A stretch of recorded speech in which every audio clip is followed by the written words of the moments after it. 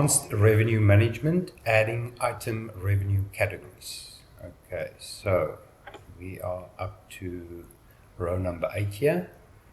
Item revenue category is a classification for items that have similar characteristics and revenue allocation requirements.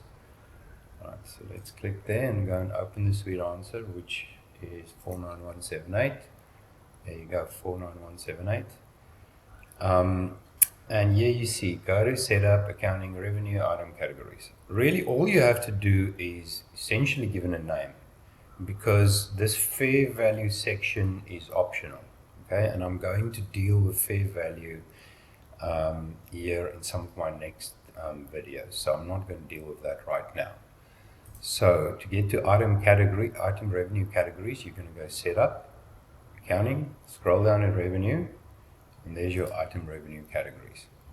Now, if you open that one, you'll see it really is just a name, right? And there's some fair value. Like I said, I'm going to deal with that in a second. So if I wanted to go create a new one, and I call it, let's say, software annual, and I'm not going to deal with that at the moment, and I'm going to save, well, there it is. Okay, so creating them, pretty simple. Now, where they're going to come in handy is with the fair value price lists, right?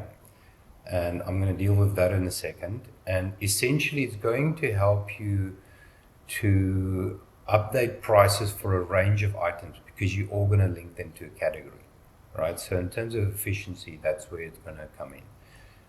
I have exported my list of items that I have in this account, right?